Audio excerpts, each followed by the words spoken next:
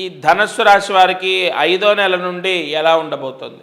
అర్ధాష్టమ శని ఎఫెక్ట్ ఉంది. అయితే వీళ్ళకు గురుబలం, రాహు, కేతు గ్రహాల యొక్క బలము ధనస్సు రాశి వారికి రాబోతుంది. కావున సమస్యలు తగ్గుతాయి.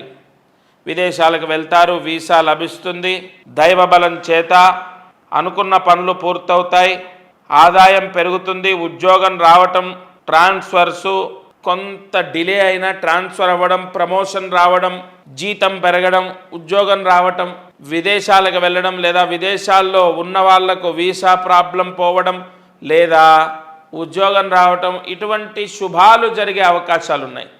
మామూలుగా నేను ఈ రాశి ఫలితాలు చెప్పినప్పుడు ఇంత బాగుంటుందా, మరి నాకేంటి ఇలా ఉంది అని అందరూ అనుకుంటారు.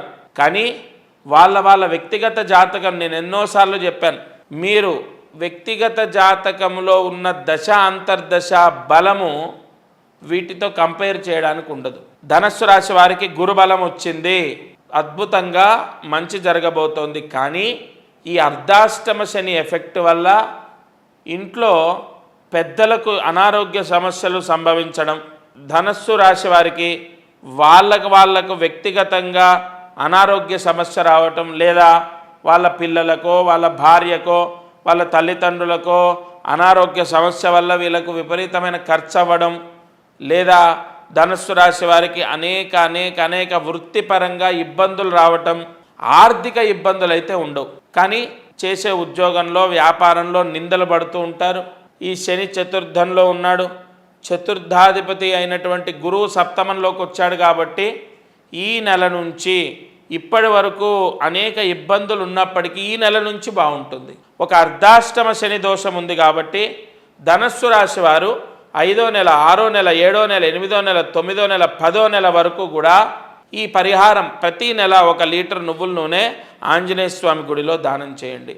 అలాగే 5, 6, 7, 8, 9, 10 ఈ 6 నెలల్లో ఏదో ఒక నెల ఖచ్చితంగా భద్రాచలం అక్కడ స్వామివారి దర్శనం చేసుకొని అక్కడ నిద్ర చేసి రండి. ధనస్సు రాశి వారికి ఇంతకు మించిన పరిహారం ఉండదు.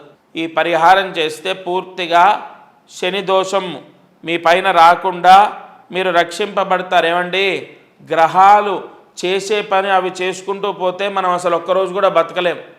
ఋషి వాంగ్మయంలో మనకు అందించిన పరిహారాలు, క్షేత్ర దర్శనాలు, నదీ స్నానాలు, జపాలు, జపతపాదులు, యజ్ఞయాగాది క్రతువులు, ఇవన్నీ కూడా దాన ధర్మాలు, ఇవన్నీ దేనికండి? గ్రహబారు నుంచి, గ్రహాల యొక్క కర్మ దోషాన్ని మనము తట్టుకోలేక ఇబ్బందులు పడుతూ మనం బ్రతకడానికి కూడా ఇష్టపడకుండా మనం ఏ ఇబ్బందుల్లోకి వెళ్ళిపోతామనో ఋషివాంగ్మయంలో ఇవన్నీ పరిహారాలు అందించారు. కాబట్టి కర్మ దోషమే గ్రహ దోషం. అది మనం అనుభవించలేము. కాబట్టి ఆ భగవంతుణ్ణి శరణాగతి వేడుకుంటే ఆ భగవంతుడే మనకు దిక్కని ఇటువంటి పరిహారాలు చేసుకుంటే మనము కొంతలో కొంతైనా కర్మని జయిస్తాము, కర్మదోషంలోంచి బయటపడతాము. భగవత్ అనుగ్రహము ఏ దోషాన్నైనా తీసేస్తుంది.